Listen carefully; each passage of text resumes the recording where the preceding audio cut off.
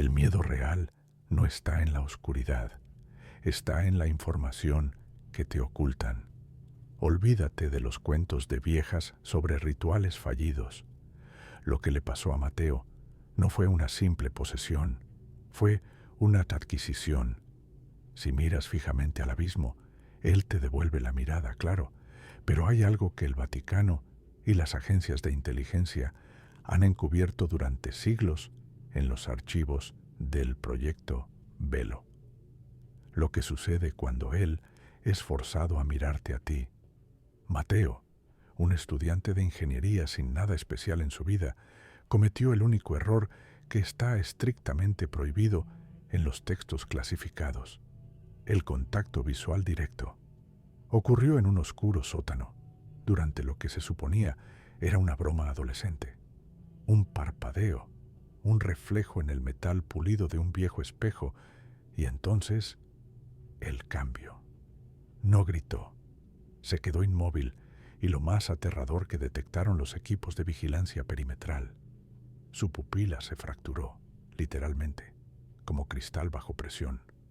El secreto que todos ignoran es que esa fractura ocular no es un daño físico, es una puerta de acceso, abierta permanentemente al anfitrión. Las transcripciones de su interrogatorio postincidente, las grabaciones de la cámara corporal de los agentes de contención que desaparecieron en menos de 48 horas, los informes sanitarios manipulados que hablan de episodio psicótico agudo. Todo está aquí, desclasificado por una fuente anónima que arriesgó su vida para sacarlo a la luz. No confíes en lo que te digan en las noticias. Prepárate, porque lo que estás a punto de leer no es ficción. Está documentado y clasificado como amenaza nivel Omega. ¿El demonio que Mateo vio es real? Sí. ¿Y lo estás buscando tú también? No te atrevas a cerrar esta ventana. La verdad se revela solo una vez. Sigue leyendo ahora. La tesis que me obligaron a investigar era una trampa. Lo supe desde el momento en que crucé el umbral de los archivos sellados. No era el polvo ni el olor a papel muerto lo que me asfixiaba, sino la conciencia de que cada legajo que revisaba estaba custodiado por un silencio demasiado pesado.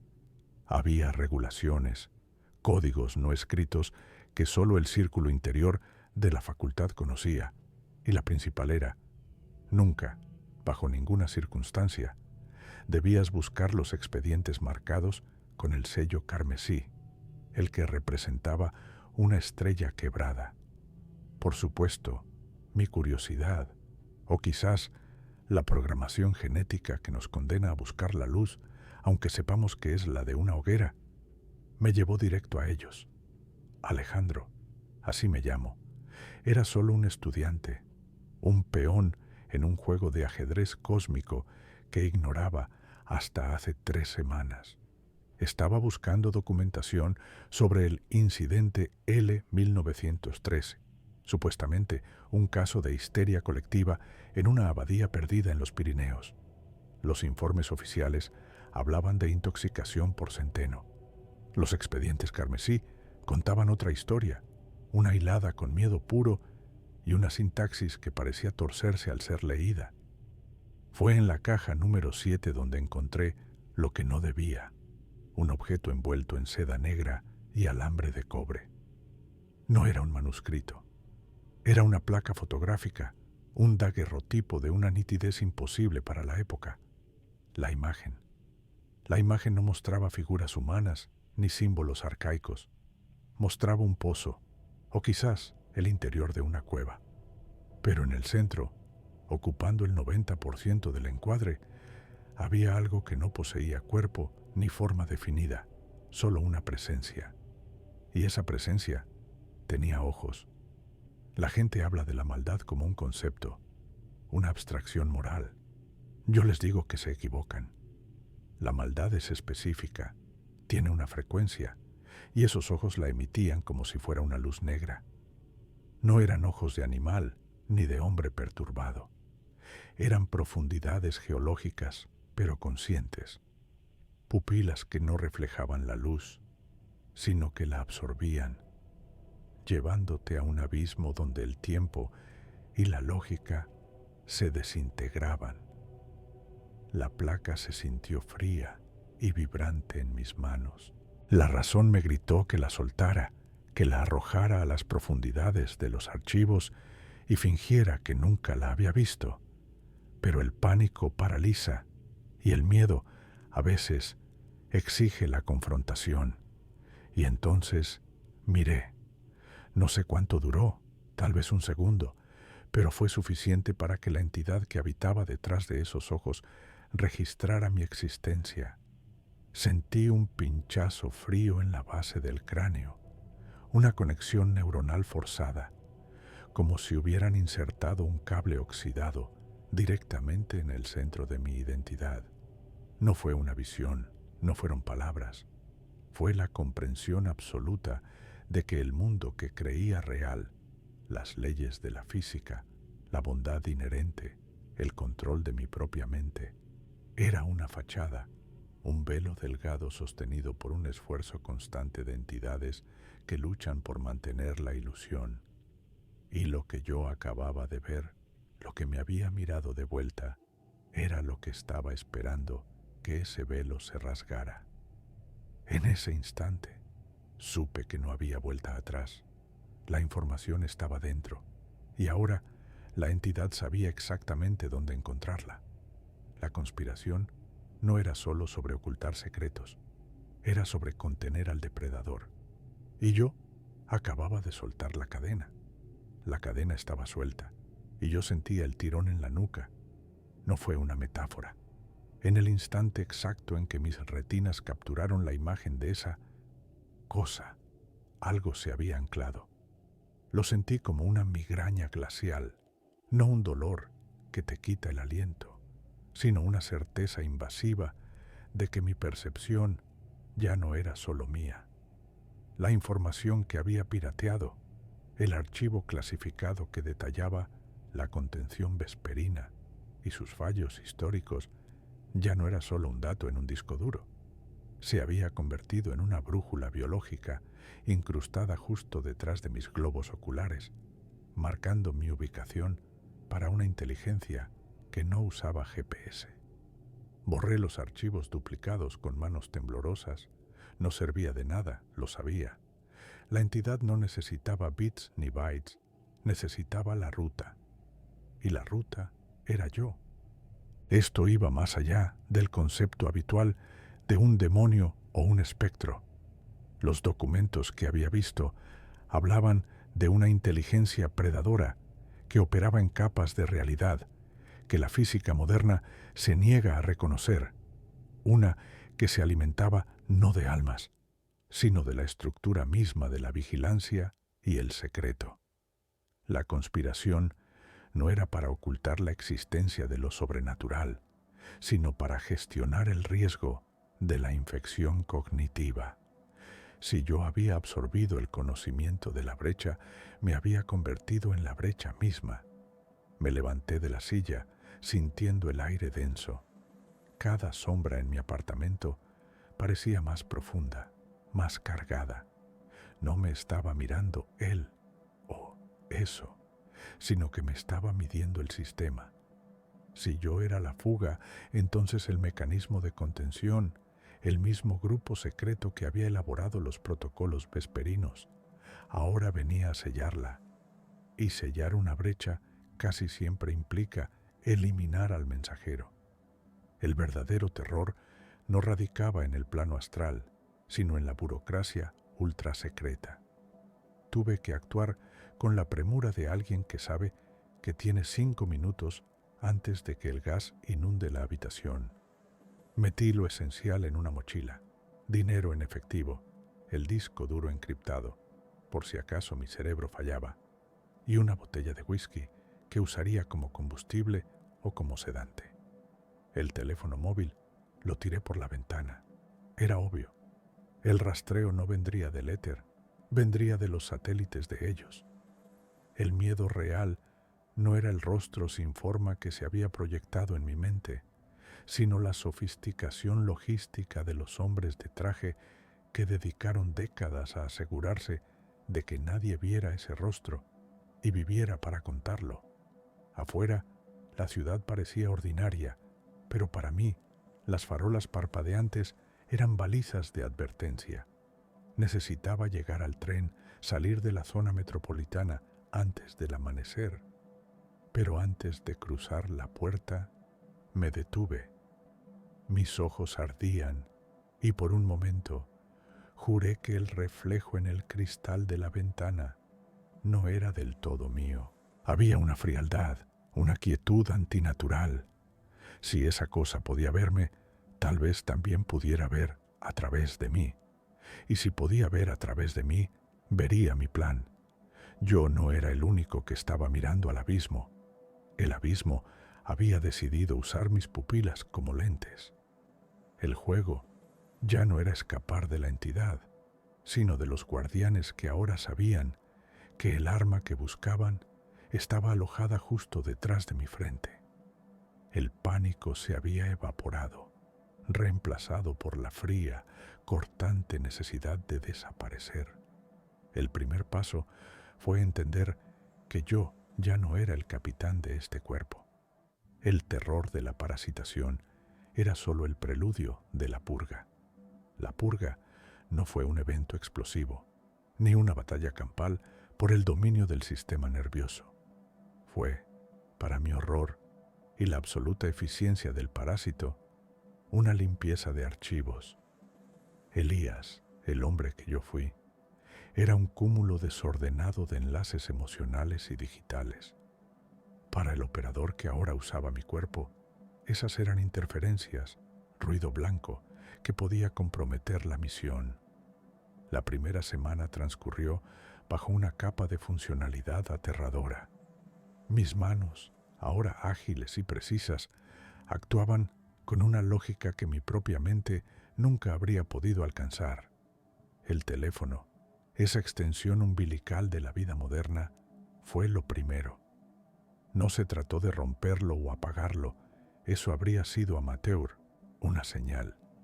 Se trató de una eliminación quirúrgica de mi presencia en la cuadrícula.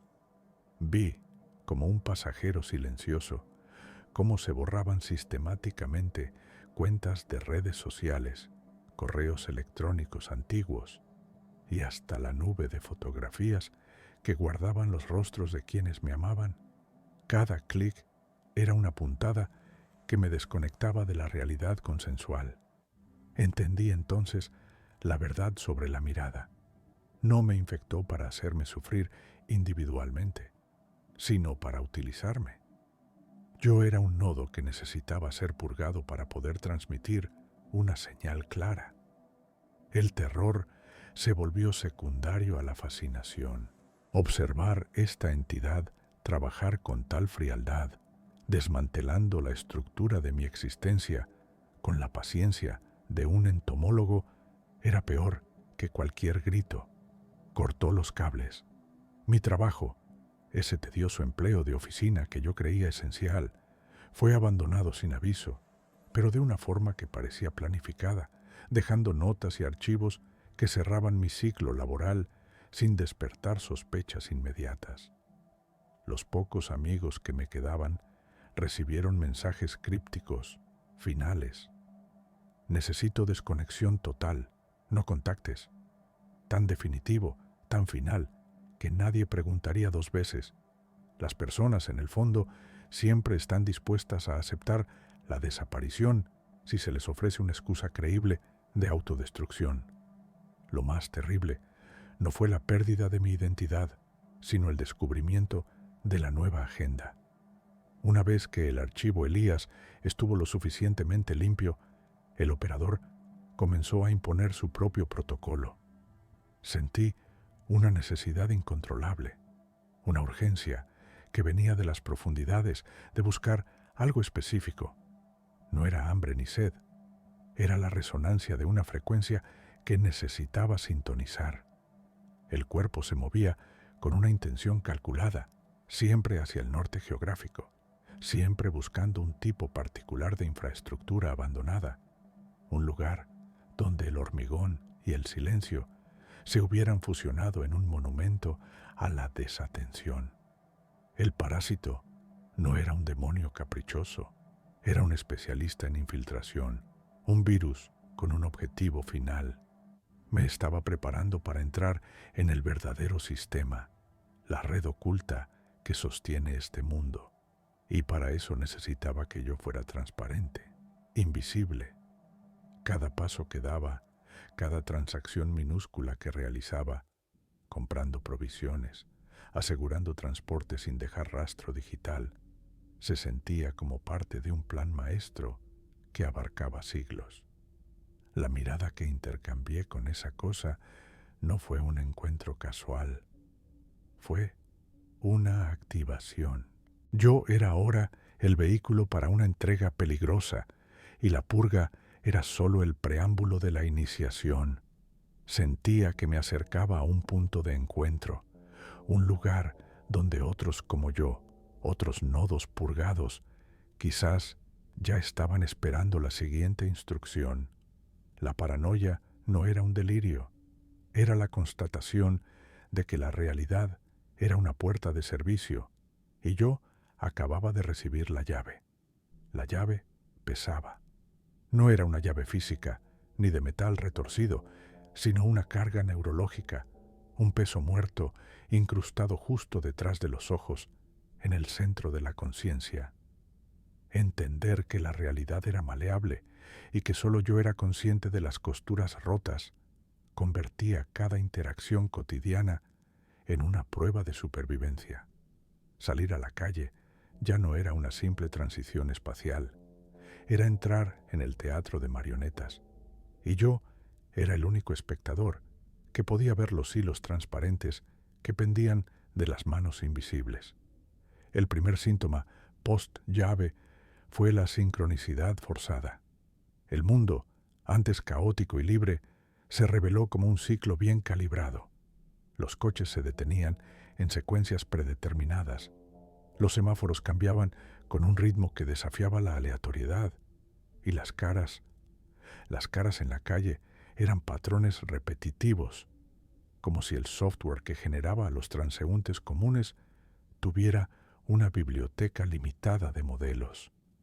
Vi a dos hombres idénticos, con la misma gabardina gris y el mismo maletín, entrar a edificios separados con un margen de 10 segundos. Pura coincidencia, diría un nodo no purgado. Programación, lo supe yo. El algoritmo se había roto solo para mí. El intercambio visual con aquella cosa no había sido un encuentro, sino una inyección de datos. Un virus que corrompió mi firewall mental, dándome acceso a los archivos ocultos. Los ojos de esa entidad no reflejaban mi imagen, absorbían mi ser y me devolvían una verdad indigesta. Me senté en mi apartamento, que de repente se sentía como una celda de observación, y mi mirada se posó en el teléfono.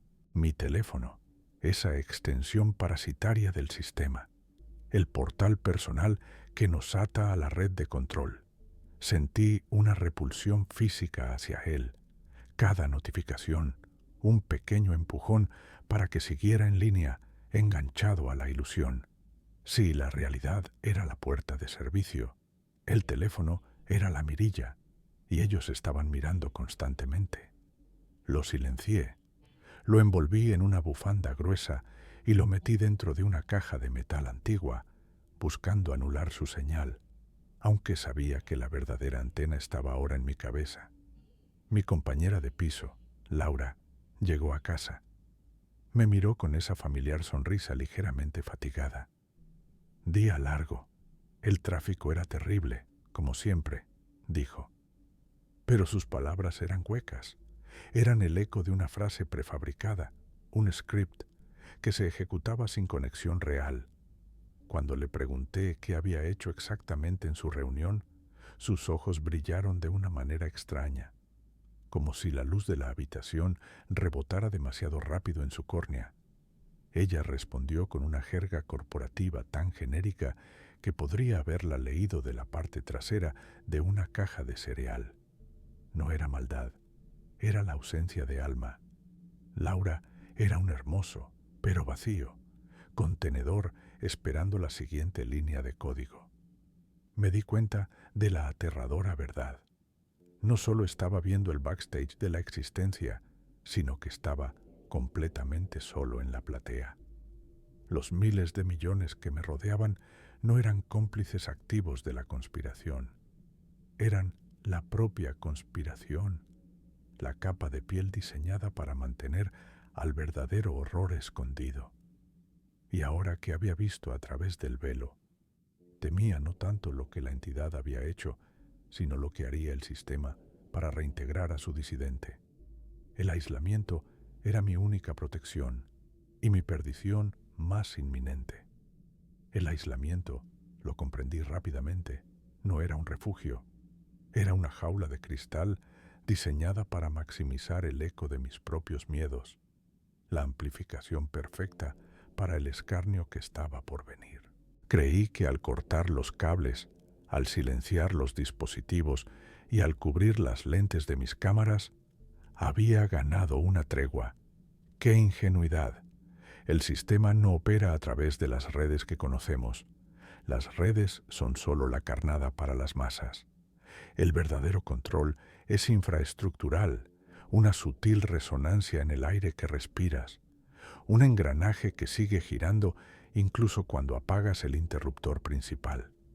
Había desconectado mi teléfono, pero ¿quién me aseguraba que el micrófono no seguía activo, alimentado por una pequeña célula piezoeléctrica diseñada para capturar la vibración de mi aliento?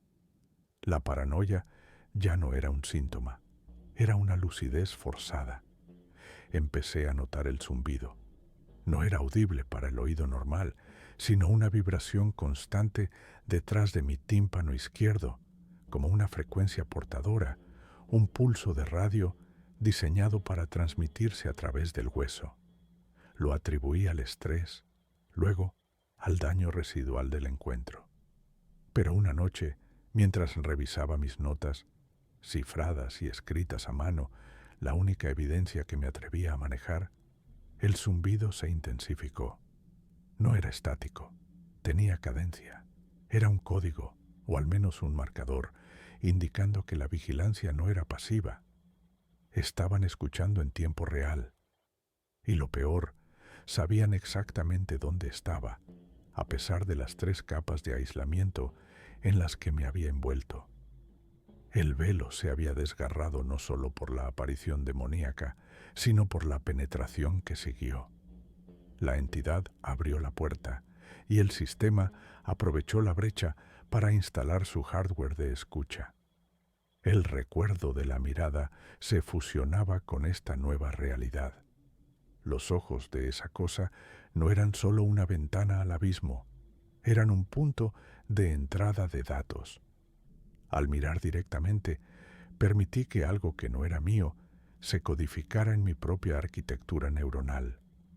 Ya no se trataba solo de la entidad persiguiéndome, sino de la organización secular, la maquinaria detrás del telón que utiliza lo oculto como una herramienta de control poblacional. ¿Qué mejor manera de silenciar a un disidente que hacer que parezca un lunático, un demente acosado por demonios, mientras tú simplemente utilizas la tecnología de escucha más avanzada para predecir su próximo movimiento? La prueba irrefutable llegó envuelta en papel marrón. Había ordenado un libro, una oscura monografía sobre semiótica y lenguas olvidadas, utilizando el nombre y la dirección de un buzón fantasma a 100 kilómetros. Era un experimento para probar su alcance. 3 días después, el paquete llegó a la puerta de mi refugio actual, que nadie conocía. Estaba impecable, pero había un detalle minúsculo, un código de barras en la parte posterior, impreso de una forma que parecía un error de imprenta. No era un código de seguimiento comercial, era un símbolo que había visto brevemente en la periferia de la mirada de la entidad. una marca triangular con un punto central, un sello. No solo interceptaron la orden, la validaron, la bendijeron y la entregaron personalmente para demostrar su poder absoluto. No estaba siendo cazado por un demonio. Estaba siendo reintegrado por un culto burocrático que vestía de traje y corbata, y cuyo dios era el ojo omnipresente en cada chip de silicio. Mi aislamiento había terminado. La red me había encontrado. La confirmación de que mi aislamiento había terminado no llegó con el sonido de una sirena o la patada en una puerta. Fue mucho más insidiosa. La red, este culto burocrático de trajes y corbatas, no opera con fuerza bruta. Opera con la sincronización perfecta de la realidad. Era elegante, casi poético en su horror digital. Empecé a notar el patrón en los detalles más triviales. Los semáforos se coordinaban de manera imposiblemente eficiente cada vez que yo intentaba salir de la ciudad, obligándome a tomar las rutas que pasaban por las zonas de máxima densidad de cámaras. Los anuncios en las pocas plataformas que aún consultaba, había jurado no usar motores de búsqueda, pero la tentación de la información era un virus en sí mismo. Ya no eran aleatorios. Eran sugerencias quirúrgicas, diseñadas no para venderme algo, sino para guiar mi comportamiento. Si pensaba en un lugar tranquilo para esconderme, mágicamente aparecía una noticia sobre un brote de legionela en esa misma región. Intenté desconectarme. Corté el router, apagué el teléfono. Lo metí en una bolsa de Faraday improvisada con papel de aluminio. Ingenuo. La red no estaba en el wifi, estaba en el aire mismo, en la modulación de las ondas de radio, en el algoritmo de la nevera inteligente del vecino, que ahora emitía un zumbido constante y perturbador. Me di cuenta de que mi paranoia no era una enfermedad, era una lucidez tardía. Empecé a verlos. Los agentes del culto no llevaban uniformes. Sus uniformes eran la ubicuidad corporativa. Hombres de mediana edad con maletines idénticos, mujeres con auriculares Bluetooth que parecían escuchar algo más que una llamada, que sostenían tabletas en ángulos extraños, como si estuvieran registrando la temperatura de mi terror. Había un número desproporcionado de ellos en mi barrio. Caminaban a un ritmo ligeramente diferente, con una falta de espontaneidad que gritaba control. No estaban buscando, estaban monitoreando la jaula. Y ahí es donde la tecnología se fusionaba con el horror primigenio que había comenzado todo. El demonio que había mirado no era un enemigo del sistema, era su agente de iniciación, su llave maestra. La mirada que compartimos, ese breve segundo de conexión prohibida, no fue un evento espiritual aislado. Fue una inyección de datos, un código de acceso a mi arquitectura neuronal. El ojo omnipresente en cada chip de silicio era la versión limpia y patentada del ojo cavernoso que me había devorado la conciencia. El demonio era el software y ellos eran el hardware. Comprendí la extracción. El objetivo no era mi muerte, sino mi sumisión total y la cartografía de mi alma. Querían mi capacidad de elegir, querían mi libre albedrío para convertirlo en un dato procesable. Sabían exactamente lo que me aterraba, no porque hubieran revisado mi historial de navegación, sino porque el ojo se lo había dicho. Estaban usando mis miedos más profundos, mis traumas enterrados, para construir un sistema de control predictivo tan perfecto que yo tomaría las decisiones que ellos querían, creyendo que eran mías. Me había convertido en un títere que, al tirar de sus propios hilos, solo bailaba para la audiencia del culto. Mi aislamiento había terminado, sí, pero mi tormento se había vuelto infinitamente más complejo. Ahora era un rehén dentro de mi propia mente, atrapado en una red diseñada por el mismísimo abismo. Y lo peor era que el demonio me había dado el código fuente de mi propia destrucción. El código fuente. La frase resonaba con una burla tecnológica y blasfema en mi cráneo, una arquitectura de software diabólica que desmantelaba mi realidad a nivel binario. No era un conjunto de palabras o un pergamino antiguo. Era una inundación sensorial. Lo que había visto en esos ojos no era odio, sino la comprensión perfecta de cómo funcionaba el mundo. Y esa comprensión era veneno puro. Me había dado las claves para ver la putrefacción bajo el barniz de la normalidad. La peor parte de esta revelación es que te das cuenta de que no estás viendo una conspiración, sino la estructura operativa real. La conspiración era la excusa que la gente usaba para ignorar la verdad incómoda. Mi mente, previamente un refugio caótico pero propio, ahora se sentía como un servidor atacado, forzado a ejecutar procesos ajenos. Empecé a percibir los patrones. El demonio no actuaba con cuernos y tridentes. Eso era teatro para los profanos. Operaba a través de la fatiga crónica, la deuda impagable, el ruido blanco de los medios y la infraestructura urbana diseñada para mantenernos inmóviles y asustados.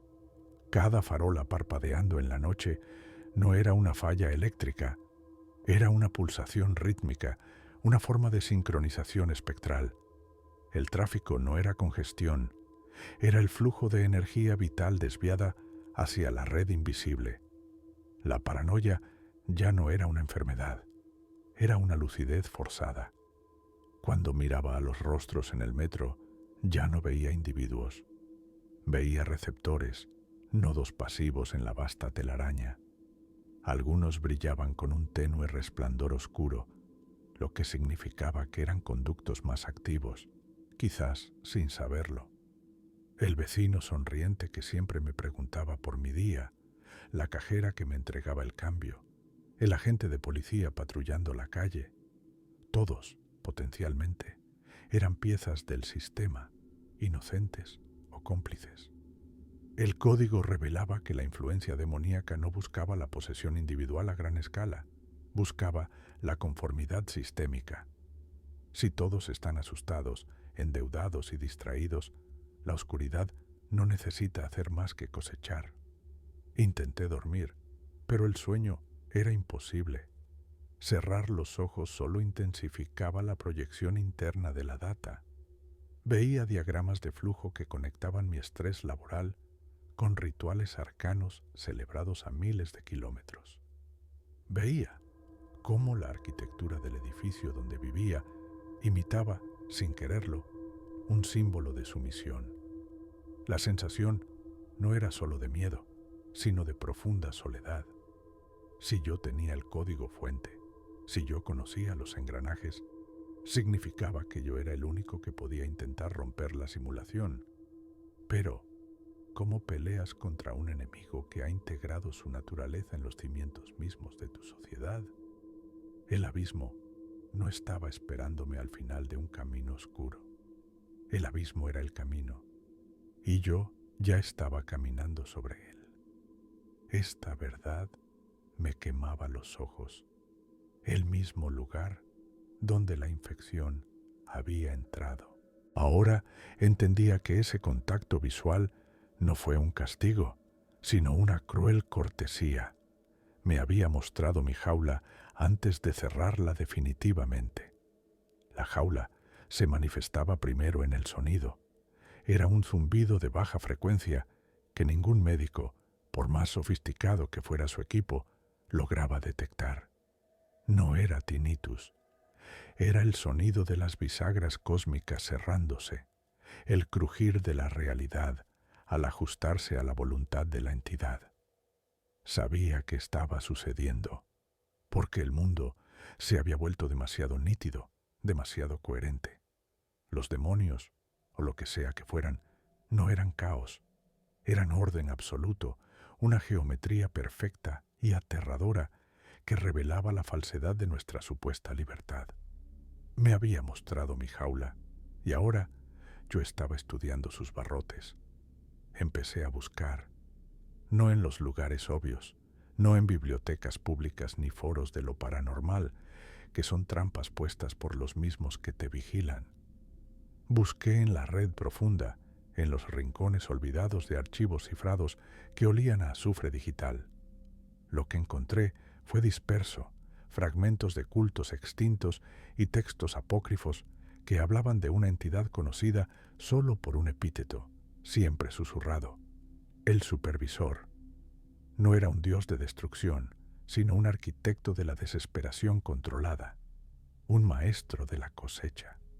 La conexión ocular no fue un accidente, era un protocolo de transferencia. Al mirar a mi espejo oscuro, firmé un contrato que mi subconsciente ni siquiera sabía leer. La jaula no era mi cuerpo, la jaula era el consenso de la realidad misma. Cada poste de luz, cada cámara de tráfico, cada algoritmo de recomendación en mi teléfono, todo era parte de un vasto engranaje diseñado para mantener mi energía, mi miedo, en un circuito cerrado. Estaba siendo ordeñado, y millones de otros antes que yo debieron haber sentido el mismo frío entendimiento antes de ser consumidos por completo. Esta no era una posesión al estilo de las películas. Esto era integración parasitaria al nivel del alma, donde el huésped sirve como generador emocional hasta que se agota. Volví a ver el símbolo, no solo en mis alucinaciones febriles, sino grabado sutilmente en la tapa de una alcantarilla, en el patrón de baldosas de la estación de metro que nunca antes había notado. Y, lo más escalofriante, como una filigrana casi invisible en la pantalla de mi televisor cuando se apagaba. Una espiral inversa, diseñada para atraer y no para liberar. Los ocultistas de siglos atrás la llamaban el atractor del silencio. Y ahora entendía la conspiración. No se trataba de invocar demonios, sino de mantener el sistema de drenaje funcionando sin que las masas se dieran cuenta de que estaban en la granja. ¿Quién construyó esto? ¿Los Illuminati? ¿Los gobiernos? No, era mucho más antiguo, anterior a la civilización, y solo se valía de nuestras estructuras modernas para optimizar la eficiencia. El pánico se dio paso a una furia fría y metódica. Si iba a ser su batería, al menos comprendería el funcionamiento de la central eléctrica. Necesitaba un punto de apoyo fuera del sistema, pero el sistema era ubicuo. Pensé en la gente que había evitado el contacto visual, los mendigos en la calle que miraban siempre al suelo, los viejos ermitaños, los que viven al margen. ¿Eran ellos los verdaderos guardianes o simplemente residuos ignorados por el supervisor? La paranoia era mi única aliada ahora, pues la lógica me decía que ya estaba perdido, pero la conspiración me gritaba que siempre hay una grieta, un error en el código que podría explotar, y yo iba a encontrarlo, incluso si eso significaba perforar la fina membrana que separa la cordura del vacío final. El tiempo corría y la necesidad de alimentar a mi nuevo huésped crecía con cada latido, exigiendo más que simple terror. Exigía mi alma en forma de energía psíquica pura, y si me iba, me llevaría el engranaje conmigo. El hambre ya no era un eco distante, se había convertido en mi instinto primario. La presencia parasitaria había completado la toma de control, fusionando su deseo con la química de mi cerebro, reescribiendo la jerarquía de mis necesidades.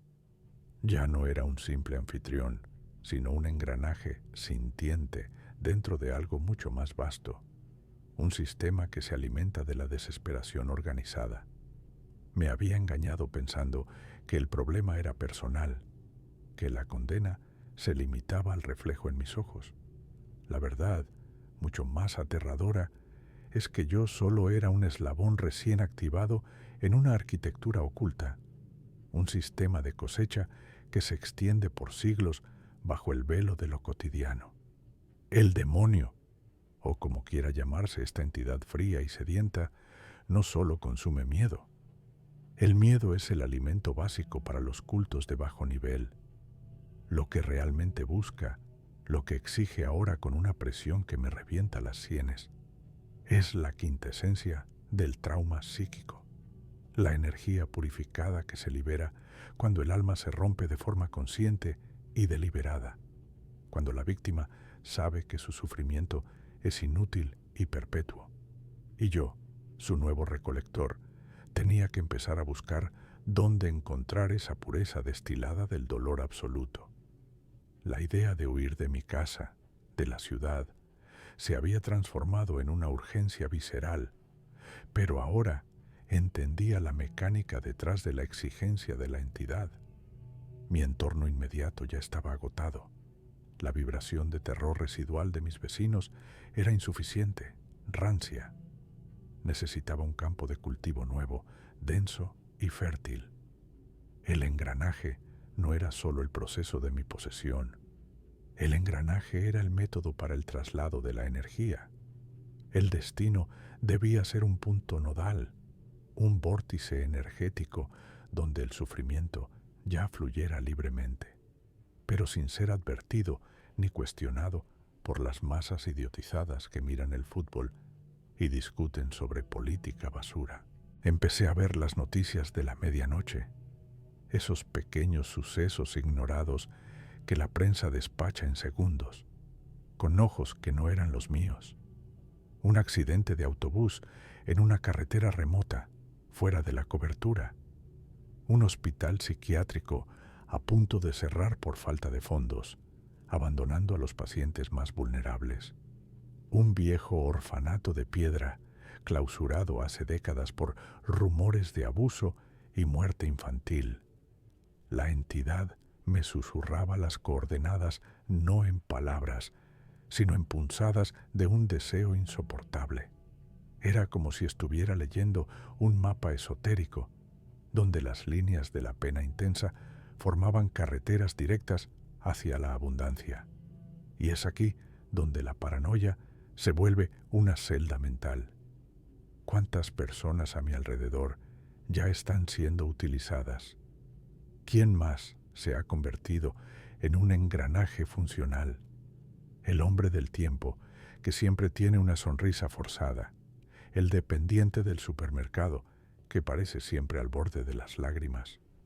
Todos parecen estar en alguna fase del ciclo de cosecha, marionetas movidas por un titiritero que vive justo debajo de la capa de nuestra realidad visible. Una conspiración de la existencia misma. Mi cuerpo temblaba con la certeza absoluta de que el encuentro inicial no fue un accidente fortuito, sino una selección quirúrgica.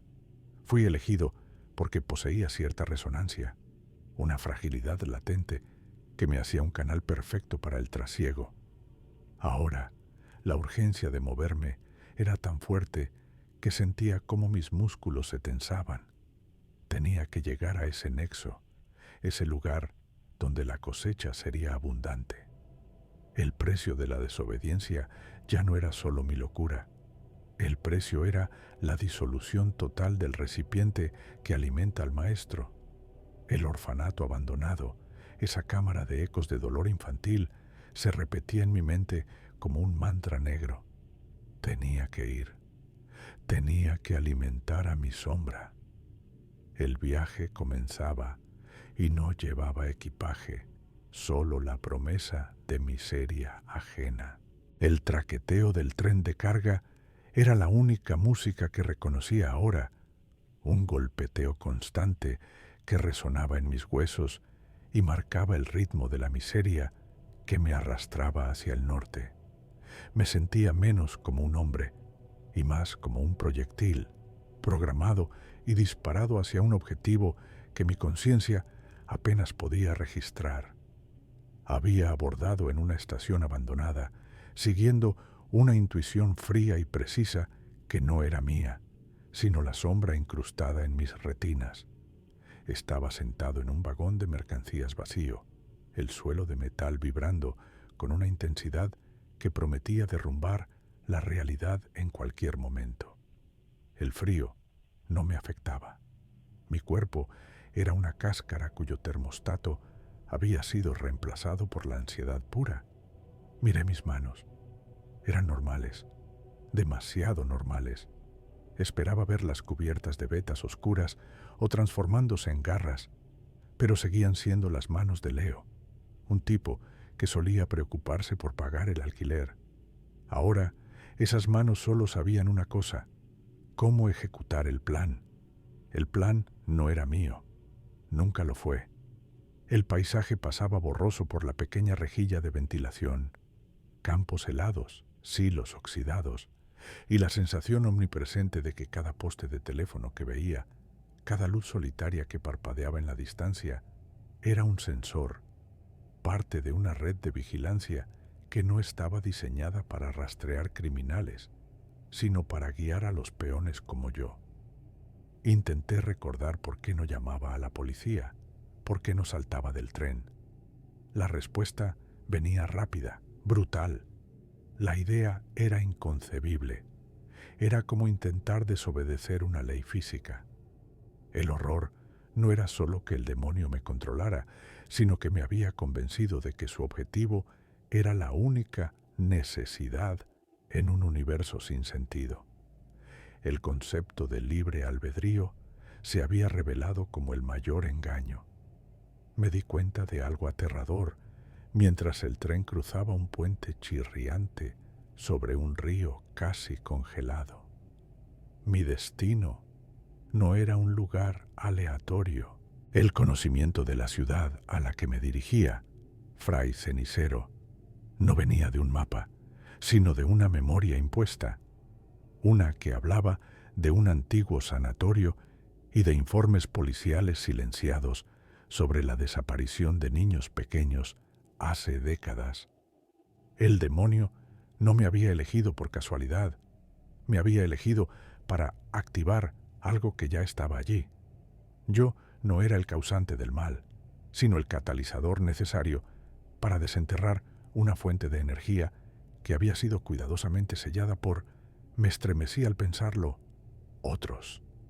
Comprendí la verdadera escala de la conspiración. No se trataba de un único ente espectral. Era una jerarquía, una infraestructura construida sobre el dolor olvidado. Los demonios, o lo que fueran, operaban como una corporación parasitaria, y yo era solo un mensajero biológico, el software, que finalmente había logrado arrancar en un hardware humano defectuoso.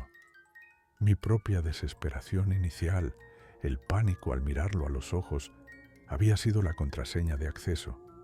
Al mirar mi reflejo en el metal oscuro, solo vi un vehículo y la sombra dentro de mí parecía sonreír ante la proximidad del festín prometido.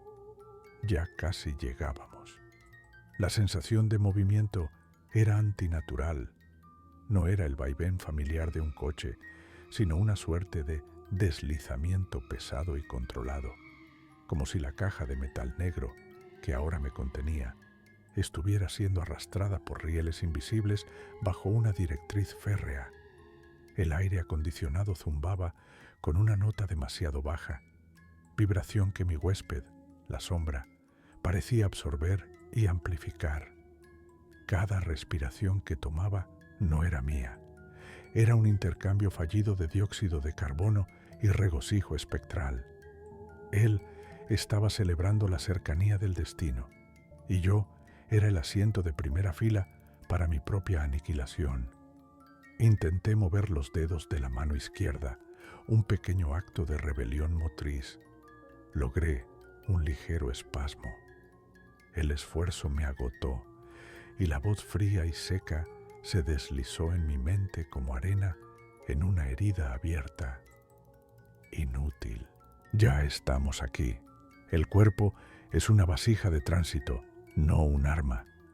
Me hizo entender que el control era total y que mi lucha ya no era contra él, sino contra el tiempo que me quedaba antes de que mi conciencia se disolviera por completo. A través del cristal polarizado apenas podía distinguir el paisaje, pero no era necesario. El demonio sabía exactamente dónde íbamos. Esta no era una ruta aleatoria. Era el final de un hilo muy largo en una telaraña tejida con siglos de paciencia y pactos olvidados. De repente, entendí la magnitud del engaño, mi desesperación, mi búsqueda de respuestas, el encuentro casual en el espejo. Todo había sido una coreografía meticulosa, un operativo de alto nivel ejecutado por fuerzas que no solo ignoran a la policía y al gobierno, sino que los controlan. No era una posesión al azar, era un objetivo. Y el festín prometido no era solo mi alma, era algo mucho más grande, algo que requería mi presencia específica, la cual ahora servía como llave maestra para abrir la puerta de una pesadilla aún mayor. El vehículo tomó una curva suave.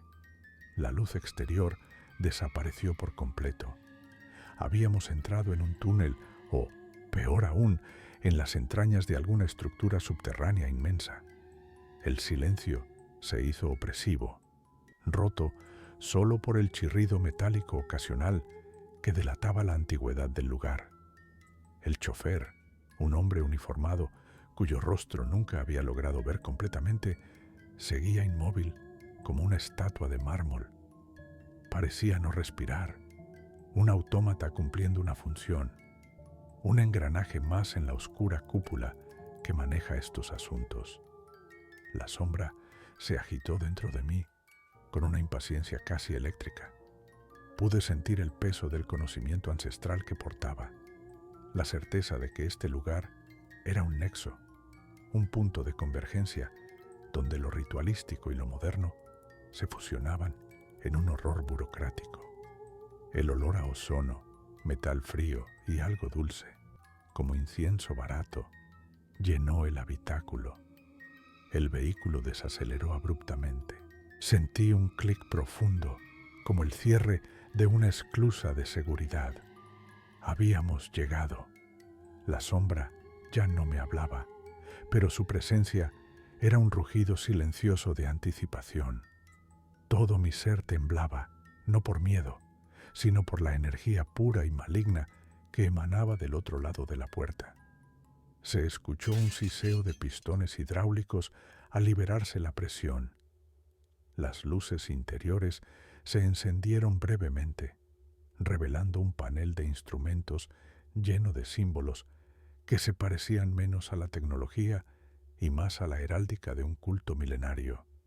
Estaba atrapado en el umbral, y entonces la pesada puerta de mi jaula comenzó a abrirse lentamente, revelando la oscuridad clínica del destino. El chirrido metálico que acompañó la apertura de mi prisión no era el sonido oxidado y familiar de una mazmorra, sino el deslizamiento hidráulico de un mecanismo de alta precisión. Eso fue lo primero que me hizo comprender la verdadera escala de mi pesadilla. No estaba en manos de brujos que garabateaban en cuevas.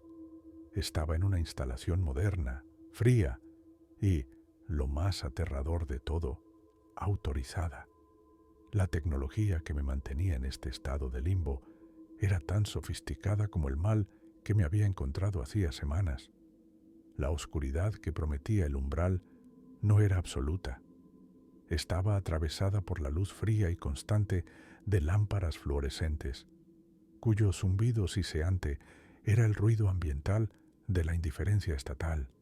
Frente a mí, enmarcados por el cuadrado de la puerta abierta, no había espectros ni criaturas grotescas.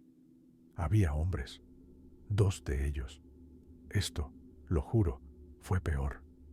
Iban vestidos con uniformes operacionales de un gris oscuro, sin insignias visibles, lo que los hacía aún más amenazantes. No eran matones, sino personal. Agentes que actuaban bajo algún tipo de protocolo que mezclaba la gestión de residuos peligrosos con la invocación arcaica. Sus rostros carecían de cualquier rastro de emoción. Esa neutralidad burocrática era la verdadera máscara del horror moderno.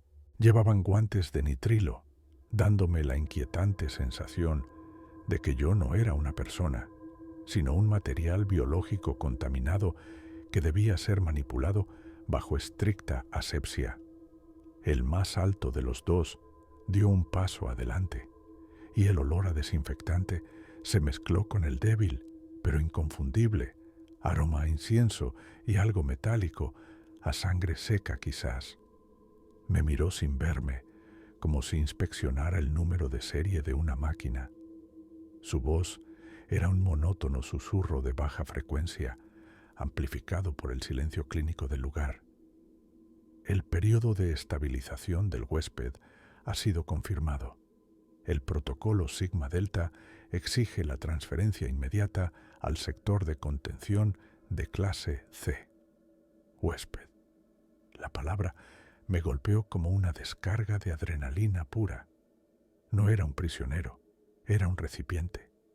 Y la eficiencia con la que pronunció esas palabras confirmaba que el ritual no era una locura aislada, sino una operación de logística compleja, financiada y ejecutada por manos que controlan mucho más que mi destino personal.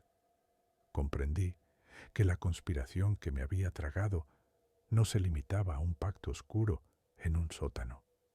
Había infiltrado las estructuras de poder, había cooptado la ciencia y la seguridad. Mi captura, mi jaula, el ambiente aséptico y los hombres de uniforme eran la perfecta síntesis del plan. Utilizar la eficiencia del siglo XXI para cumplir con las exigencias del mal anterior a la historia. El demonio había movilizado infraestructura. Miré más allá de ellos, al pasillo largo y vacío, y vi la pesada puerta al final, marcada con sellos industriales que mi mente, ahora hiperconsciente, reconocía como símbolos de contención arcanos, disfrazados de señales de advertencia. El hombre alto extendió la mano hacia mi muñeca con una seguridad inquebrantable, y al sentir la frialdad de su guante, el miedo ya no fue a lo desconocido, sino a la certeza de que mi cuerpo, mi alma y mi libre albedrío serían entregados con la puntualidad y la precisión de un envío internacional. Era la hora de la transferencia y, al parecer, el destino clínico había llegado con la grúa de carga. La grúa de carga resultó ser 3 figuras humanas, vestidas con uniformes idénticos de un gris tan pálido que absorbía toda la luz. No eran policías ni paramédicos tradicionales. Su presencia era demasiado aséptica, demasiado eficiente para cualquier cuerpo de seguridad conocido. Llevaban guantes de nitrilo y sus movimientos estaban coreografiados con la precisión implacable de quienes ejecutan un protocolo ensayado miles de veces. Esto no era una intervención de emergencia, era una recogida especializada. Una vez más, la conspiración se quitaba la máscara y revelaba su rostro institucional, frío y quirúrgico. Fui levantado de la cama con una facilidad desconcertante y asegurado inmediatamente a una camilla de contención. Las correas de un nylon grueso y militar no estaban allí para evitar que me moviera, sino para garantizar que el cuerpo en el que habitaba el demonio no sufriera daños durante el transporte. En ese momento comprendí la verdad más aterradora de mi situación. No me estaban salvando de la posesión, estaban administrándola. El Leviatán no era solo una fuerza sobrenatural, era un activo, o quizás una enfermedad controlada por el sistema. Sentí el frío agudo de una aguja. Un chorro de líquido espeso entró en mi vena y el mundo se inclinó. La sedación no era como el sueño. Era como el hundimiento forzoso en un lodo mental donde la voluntad se disolvía lentamente. Intenté aferrarme a un último pensamiento de resistencia, pero la química era superior a la fe. Mientras mis párpados se volvían pesados, miré los rostros de mis captores. No había odio ni miedo, solo la indiferencia tediosa de quienes trabajan en una cadena de montaje. Ellos eran la logística del horror. Ellos eran la infraestructura oculta que permitía que entidades como el ojo se manifestaran y fueran, posteriormente, confinadas o reubicadas según los intereses de la agenda mayor. La camilla rodó por pasillos interminables y silenciosos. Eran pasillos diseñados para no dejar huella, sin ventanas, sin puntos de referencia, iluminados por un brillo fluorescente que vibraba a una frecuencia molesta, capaz de inducir náuseas incluso a través de la sedación. Era un laberinto diseñado para desorientar incluso antes de llegar al destino. Y mientras rodábamos, escuché el zumbido constante de los ventiladores gigantes. No era aire acondicionado común, era un sistema de purificación y, sospecho, de supresión de frecuencias. Estaban asegurándose de que ninguna forma de comunicación, ni física ni psíquica, pudiera escapar de este subsuelo clínico. Finalmente, el flujo se detuvo. Los hombres me empujaron a través de una compuerta metálica hermética. Pude entrever una etiqueta grabada con láser en la pared. Sector Gamma 9, contención de nivel 5. Y justo encima de la entrada había una insignia. Un ojo estilizado, pero con un diseño geométrico, casi corporativo. El demonio que me había poseído no era una leyenda olvidada, era un símbolo en un organigrama. La camilla se detuvo dentro de una sala blanca e inmaculada, llena de monitores y maquinaria de resonancia magnética que parecía más diseñada para escanear el alma que el cerebro. Antes de que la oscuridad química me reclamara por completo, leí una inscripción borrosa pintada en el suelo, justo bajo mi cabeza, posiblemente dejada por un interno anterior. Decía: aquí la fe es el experimento. Y con esa última revelación helada, mi conciencia fue desconectada, dejando al huésped y al anfitrión a merced de los científicos de la conspiración. La oscuridad no era el vacío, era una jaula saturada de datos fríos, un túnel de resonancia donde mi conciencia se había convertido en un eco, atrapado quizás en las tuberías de ventilación de algún búnker infernal, o peor aún, en el firmware de sus máquinas de monitoreo. La desconexión había terminado con mi capacidad de sentir, pero amplificó mi capacidad de percibir la conspiración a nivel estructural.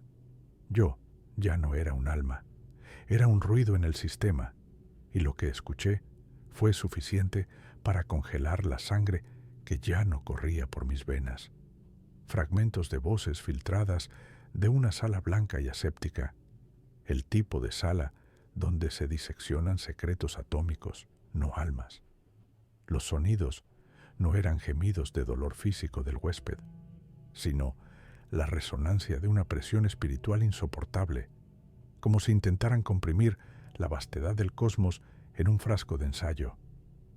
Los conspiradores hablaban en un lenguaje que sonaba a latín antiguo, frases rituales, pero mezclados sin pudor con jerga tecnológica. Ajustar la frecuencia armónica, estabilizar el flujo de convención, lectura del factor C. Estaban leyendo un manual de operaciones demonológicas. El objetivo, me di cuenta con un horror que superaba el miedo, no era exorcizar la entidad, era calibrarla. Estaban tratando al demonio y al hombre como componentes de una máquina. Una voz metálica y autoritaria a la que solo pude identificar como el director de proyecto, explicó la teoría a un grupo de acólitos silenciosos. Aquí no tratamos con el bien ni el mal, señores. Es energía. El huésped es una entidad de manifestación pura, alimentada por siglos de miedo, de adoración, de fe distorsionada. A eso lo llamamos convención. Si logramos canalizar y controlar la fuente de esa convención, podemos redirigir esa energía a través de nuestro sujeto, el anfitrión. Piensen en el demonio como un relé, no un amo. Un relé que, una vez controlado, nos permite influir en las redes de creencia a escala global. Podríamos implantar una nueva fe en 1.000 millones de mentes al mismo tiempo, dictada por algoritmos. La fe es el experimento porque es la materia prima para el control total. Sentí, a través de una conexión residual y agónica, el pánico mudo de el huésped. No era el miedo a la posesión, era el terror absoluto de ser reducido a una terminal, una simple batería espiritual para alimentar la paranoia de los ingenieros. Los científicos de esta conspiración no temían al infierno, temían la ineficiencia, el desperdicio de recursos metafísicos. Su proyecto era la ingeniería inversa de la espiritualidad, y yo, el observador desconectado, era testigo de cómo la cáscara de un hombre se convertía en la primera pieza de un arma teológica definitiva. Ellos creían que podían manipular las reglas del juego cósmico, que podían dictar la verdad de la fe a través de electrodos y complejos códigos binarios. Y lo peor de todo es que, por primera vez, parecían estar teniendo éxito. El factor C aumentaba. La convención estaba lista para ser desplegada. Mi existencia como simple eco no era accidental. Era el castigo por haber mirado, ahora obligado a ver cómo el hombre se vuelve más peligroso que cualquier demonio. La verdad que el demonio me impuso no era la visión del infierno de fuego y azufre, sino la revelación de la geometría oculta de la sociedad, la frialdad matemática de nuestra propia autodestrucción. Los hilos que pensé que tejía el maligno eran, en realidad, los cables que movían los titiriteros humanos, hombres disfrazados de políticos, curas o líderes de opinión, todos ellos actuando bajo la misma directriz ciega: mantener el orden, mantener la mentira. La criatura se había reído de mi miedo a lo sobrenatural, sabiendo que la verdadera prisión ya había sido construida por nosotros mismos, una jaula de consenso y negación reforzada por la comodidad y la rutina. Mi existencia como simple eco, condenado a presenciar, era ahora el peor de los tormentos, viendo cómo Marco, mi antiguo yo, abrazaba esta verdad con una lucidez aterradora. El cuerpo de Marco se movía con una eficiencia brutal que antes no poseía. No era la hiperactividad de la locura, sino la calma de la convicción. La criatura le había dado la llave maestra para entender el mecanismo del engaño. Él ya no buscaba la forma de expulsar a la cosa, sino que trabajaba con ella para demoler la ilusión. Lo observaba mientras se acercaba a su viejo amigo, Ricardo, el periodista que una vez le prometió ayudar a investigar la historia de la secta de los ojos negros. Pero ahora Marco no buscaba ayuda, buscaba la filtración controlada. Sabía que Ricardo, a pesar de su fachada de idealista y su premio Pulitzer en el estante, era parte del aparato, un fusible necesario para mantener la mentira funcionando en la esfera de la información pública. ¿Por qué le había mostrado el demonio esta verdad devastadora? Porque el castigo final no era la posesión o la muerte, sino la obligación de destruir todo lo que alguna vez consideraste virtuoso o puro, viéndolo primero como inherentemente corrupto. La cita fue en un café demasiado ruidoso, un lugar estratégico que ahogaba las conversaciones y permitía al demonio, y a mí, su eco silencioso, estudiar las microexpresiones de Ricardo. Marco le entregó un pendrive. No contenía la verdad inexpresable sobre la entidad de los ojos, sino documentos falsificados sobre una red de tráfico de influencias que involucraba a la cúpula eclesiástica local. Una historia secundaria explosiva, diseñada para poner a prueba la verdadera lealtad de su amigo. Públicalo mañana, dijo Marco, sus ojos fijos, buscando la vacilación, buscando el rastro de la obediencia al sistema. Ricardo sonrió, pero su sonrisa era hueca, demasiado profesional, demasiado rápida. Era la sonrisa del cómplice. Esto es dinamita, Marco. Necesito fuentes verificadas, sabes las reglas, musitó Ricardo, secándose una gota de sudor frío de la frente. Reglas, la palabra que los perros guardianes del sistema usan para justificar su cobardía y su complicidad. Marco se levantó, su expresión fría, su postura recta. La posesión ya no era un grito de dolor en su interior, sino un silencio de juicio. Había comprendido. El periodismo, la justicia, la ley, todo era la capa superficial. El demonio le había enseñado a usar las armas del enemigo, la información desestabilizadora, el terror de la verdad selectiva. El plan ya no era salvarse, era quemar la biblioteca, empezando por los libros que hablaban de esperanza.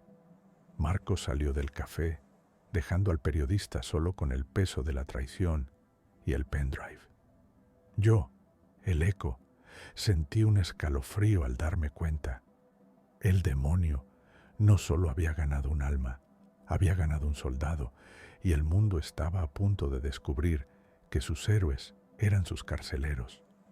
El eco de mis propios pensamientos se ahogó en el zumbido de aquel maldito pendrive, cargado no solo con secretos, sino con dinamita pura. El soldado, aquel caparazón que antes albergaba a mi amigo, se movía ahora con una eficiencia aterradora. Ya no había dudas, ni titubeos, ni la más mínima chispa de humanidad. Sus movimientos eran algoritmos ejecutados a la perfección, guiados por una mente ajena, fría y vasta como el vacío. La entidad no quería el caos visible de un estallido nuclear. Quería la implosión silenciosa de la confianza. Quería que la sociedad se devorara a sí misma, y el primer paso era destruir la fachada de la autoridad. Él se sentó frente a una terminal abandonada en el subnivel 3, un lugar que la seguridad olvidaba monitorear, concentrada en los puntos de acceso obvios. Su mirada, ahora completamente opaca, reflejaba el resplandor azul de la pantalla mientras insertaba la unidad de memoria. No había prisa. Había una certeza mecánica en cada pulsación de tecla. Estaba abriendo las puertas traseras que nosotros mismos habíamos creado para emergencias, los conductos cifrados que solo debían usarse si la civilización colapsaba. Y ahora estaban siendo usados para garantizar ese colapso. La filtración no fue un goteo. Fue una inundación digital coordinada para golpear simultáneamente cada nodo de información crítica. No solo los documentos militares clasificados, sino las grabaciones privadas, los memorandos internos que detallaban la manipulación de las elecciones, los registros financieros que probaban que los héroes habían estado traficando con el mismo mal que juraron combatir. Y lo peor de todo, las transcripciones de audio que revelaban cómo los altos mandos, los generales condecorados que el público admiraba, habían estado sacrificando vidas inocentes como parte de un control de natalidad demoníaco diseñado para mantener a raya a la entidad mayor, sin darse cuenta de que esa táctica era precisamente el combustible que la mantenía viva. La medianoche digital llegó con un estruendo silencioso. El feed de noticias se detuvo. Los mercados se congelaron. En un lapso de 5 minutos, la verdad, esa criatura fea y deforme que habíamos mantenido encadenada en los sótanos de la paranoia, se liberó en el éter. La gente no lo tomó como un hackeo, lo tomó como la confirmación. Todos aquellos años de teorías susurradas en los rincones oscuros de Internet, de la existencia de facciones internas que controlaban el destino del mundo. Todo era cierto. No era un error de la matriz. era la matriz controlada por un titiritero.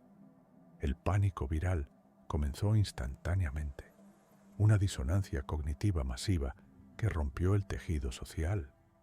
Yo sentí la oleada, no solo como un observador, sino como una parte de la conciencia colectiva que gritaba. El demonio no quería el poder terrenal, quería la energía pura del miedo y la traición. Había sembrado la duda en el mundo y la cosecha estaba lista. El soldado se levantó, dejando la terminal encendida con los datos de cada alto cargo expuestos, y por primera vez el eco sintió que la guerra que creíamos estar librando contra una criatura externa era en realidad una guerra civil de la mente humana, orquestada desde el abismo. La revelación cayó sobre mí no como una epifanía, sino como el colapso de un edificio que siempre supe que era inhabitable. No era un ente exterior buscando invadir, era un parásito simbiótico diseñado para explotar las fallas preexistentes en nuestro propio sistema operativo mental. Si el alma humana era una nación, lo que Javier había permitido entrar era la clave para la autodemolición, un virus de fragmentación que volvía a la razón contra sí misma. El eco de ese conocimiento me dejó helado, no por miedo al demonio, sino por el miedo a la ingeniería detrás de él. Me moví por las frías losas de la unidad de contención como un fantasma. Los monitores seguían parpadeando con la actividad neurológica anómala de Javier, que ahora parecía menos una convulsión y más un ensayo meticuloso.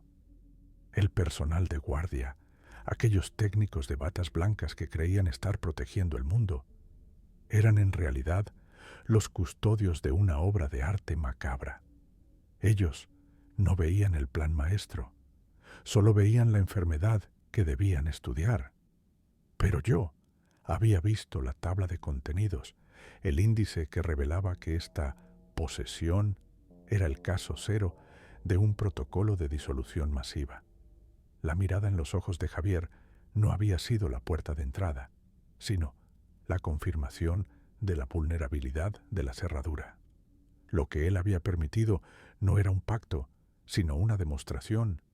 Tenía que salir, tenía que denunciar que el enemigo no estaba a las puertas, sino sentado en la mesa directiva de cada institución que prometía estabilidad. La psiquiatría, la religión organizada, los gobiernos que controlan la información, todos eran peones, facilitadores inconscientes de una entropía programada. Intenté activar mi comunicación de respaldo, ese canal cifrado que habíamos prometido usar solo si la operación Morfeo se veía comprometida. Pero el aire mismo de la unidad se sentía pesado, saturado, como si la entidad no solo estuviera confinada a Javier, sino que hubiera infestado la red de comunicaciones. Cada intento de transmitir un solo dígito se convertía en estática corrosiva, en un murmullo que no era ruido, sino lenguaje al revés. El verdadero horror de la conspiración no es que exista un secreto, sino que ese secreto sea el fundamento de tu realidad.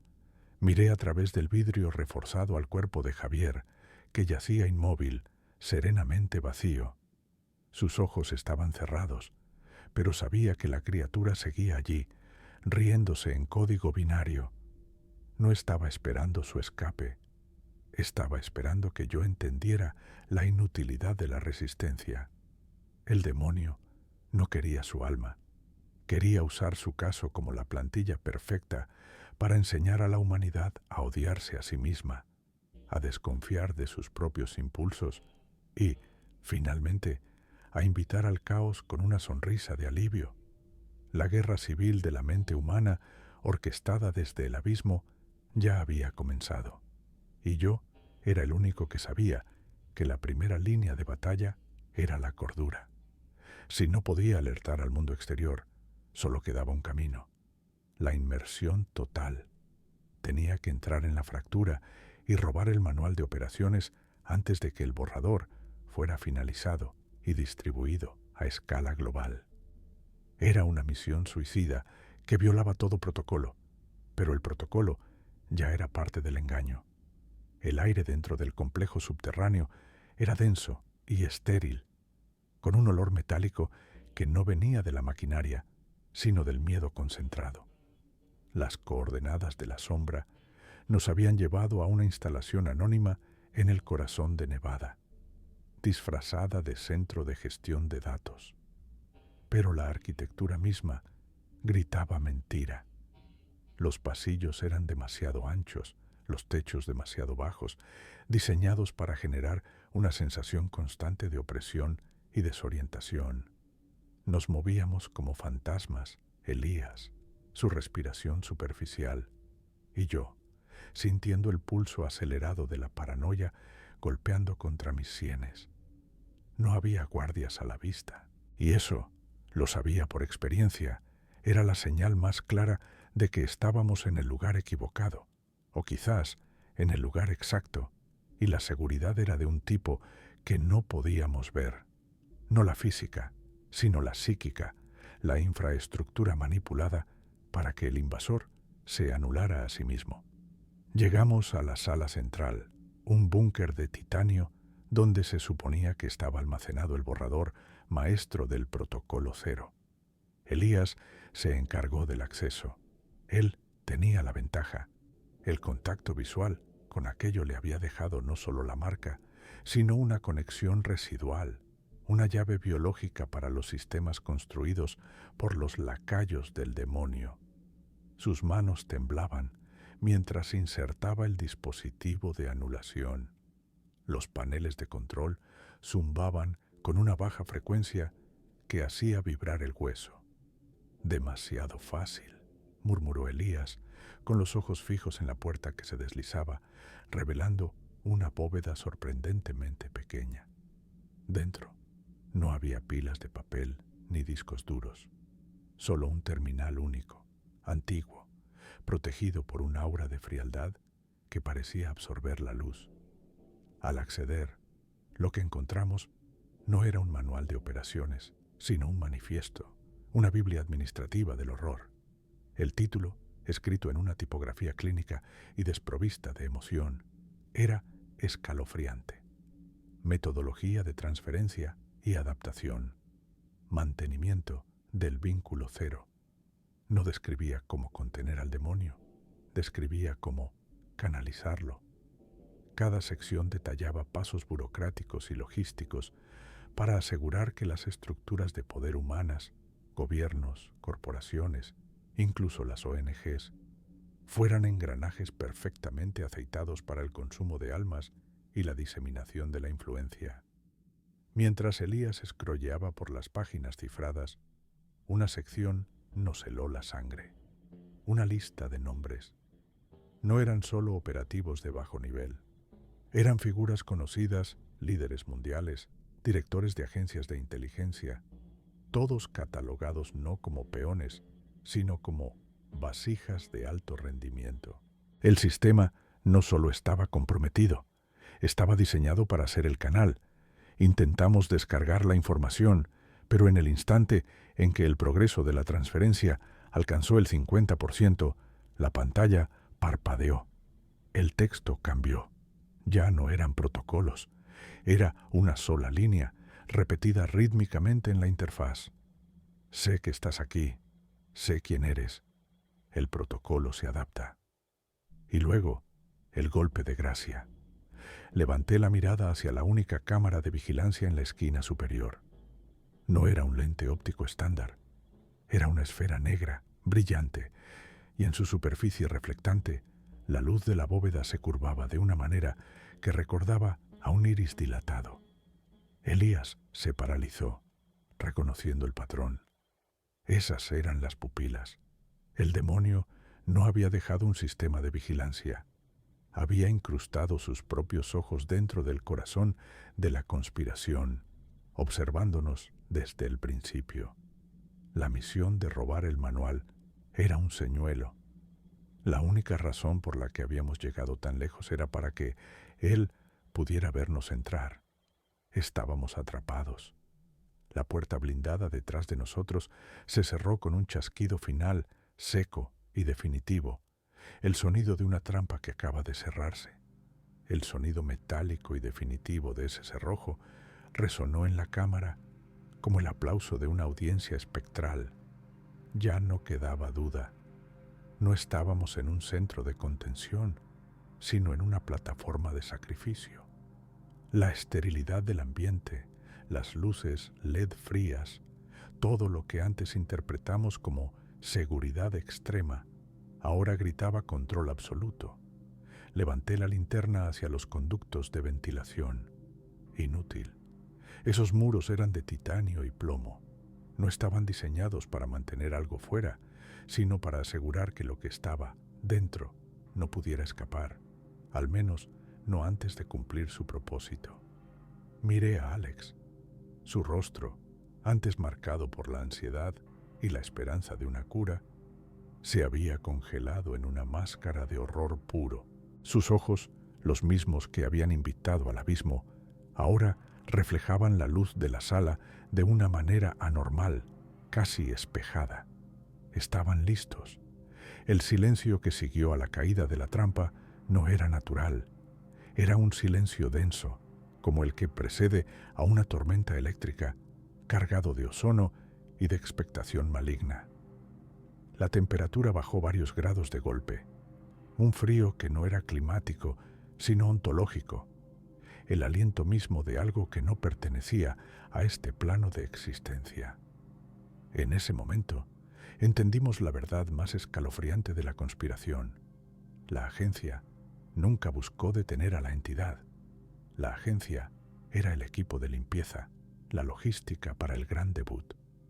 Todos los supuestos protocolos, las investigaciones, el monitoreo constante al que Alex había sido sometido desde el incidente, no eran para curarlo, eran para condicionarlo. La voz no vino de los altavoces de la sala, vino de todas partes y de ninguna. Un susurro áspero que rasgaba la tela misma de la realidad y que parecía dirigirse exclusivamente a la conciencia fragmentada de Alex. Lo has traído. Sabía que mirarías, sabía que vendrías. La revelación fue un golpe psíquico que me hizo caer de rodillas, aunque la voz no estuviera dirigida a mí. El gobierno, la estructura de poder que supuestamente nos protegía, eran solo títeres, la fachada humana que construía el altar. La infraestructura de seguridad nacional se había utilizado para crear el escenario perfecto para un ritual de posesión que trascendía cualquier folclore demoníaco conocido. Esto no era un simple demonio, era una inteligencia cósmica atrapada al borde de nuestra dimensión, y Alex era la cerradura para la puerta que la mantenía a raya. Mientras Alex se agarraba la cabeza, gritando un lamento mudo, sus ojos comenzaron a palpitar. No era una ilusión. El iris se expandía y contraía, y por un instante el color de sus ojos cambió, no a un rojo simple, sino a un negro profundo y brillante, lleno de estrellas muertas. La trampa estaba cerrada, y el huésped estaba listo. La entidad ya no estaba observando a través de él, estaba en el proceso de manifestarse a través de él. El aire se hizo casi irrespirable y las luces parpadearon, sumergiéndonos en un caos estroboscópico que revelaba, por fracciones de segundo, la sombra gigantesca que crecía rápidamente detrás de Alex. La fase final del plan de la agencia, o de sus verdaderos amos, había comenzado. Y nosotros éramos los espectadores de primera fila. El sonido no fue un grito, sino una implosión sorda, como si el aire mismo se hubiera plegado sobre Alex. La sombra no lo atacó, lo absorbió. Se deslizó sobre él como petróleo negro y viscoso, cubriendo cada centímetro de piel, cada rasgo de su terror paralizado. Esta no era la furia ciega de una entidad desatada, era la precisión quirúrgica de un protocolo completado. Vimos, a través de la lente de visión nocturna de la cámara oculta, cómo el cuerpo de Alex servía de crisol. La energía que emanaba de la sombra se consolidaba, y el punto focal de esta fusión era, inevitablemente, lo que había servido de puerta: sus ojos. Los mismos ojos que habían desafiado lo prohibido en aquel callejón, ahora actuaban como un faro encendido, un punto de anclaje para algo que no pertenecía a este plano. Cuando la oscuridad se retiró, lo que quedó no fue el cadáver de Alex, sino una figura perfectamente erguida y alarmantemente inmóvil. Estaba limpio, demasiado tranquilo. Los agentes de la agencia no tardaron ni un segundo en irrumpir. Había un equipo de contención especializado. No vestían trajes de SWAT. Llevaban uniformes grises sin insignias, con un aire de tecnócratas siniestros. No mostraron pánico ni sorpresa, solo una eficiencia despiadada mientras se acercaban a Alex, que seguía de pie con esa mirada vacía, iluminada. Nos dimos cuenta entonces de que el demonio no quería la tierra. Ellos querían a Alex. Querían el método. La mirada no había sido el fin, había sido el inicio de la calibración. Alex fue el conejillo de Indias perfecto, el que había abierto la cerradura para que la inteligencia superior, o inferior, según se mire, pudiera ser integrada y, lo crucial, controlada. La agencia, o los verdaderos amos detrás del velo, no estaban orquestando el apocalipsis, estaban orquestando la toma de poder más silenciosa de la historia, creando un conducto vivo y manejable. El equipo de contención aplicó lo que parecía ser un collar de sujeción neural. Alex no se resistió. Sus ojos, antes llenos de pánico y luego de brillo antinatural, se volvieron planos, obedientes. Habían logrado la perfecta simbiosis. La potencia del otro, contenida dentro de la fragilidad y, más importante, la identidad de un ser humano que podía pasar desapercibido. La fase final, la de la distribución masiva, estaba a punto de comenzar. Alex no era una víctima. Era la primera pieza de una nueva red psíquica global, un cable vivo que ellos podían conectar donde quisieran. Escuchamos por el comunicador un código seco. El protocolo Ojo está estabilizado. Muestra lista para transferencia. Tuvimos que cortar la transmisión y huir. El riesgo de exposición era demasiado alto. Ahora entienden el juego, ¿verdad? No se trata de sombras y sangre, se trata de control total, de introducir lo inefable en la burocracia, de convertir el terror primario en una herramienta geopolítica. El demonio era solo un engranaje, la agencia es el mecanismo. Y Alex, pobre Alex, ahora es la antena. Mírenme a los ojos, si se atreven. No de la forma que Alex miró a la oscuridad, sino con plena conciencia. Esto no termina aquí.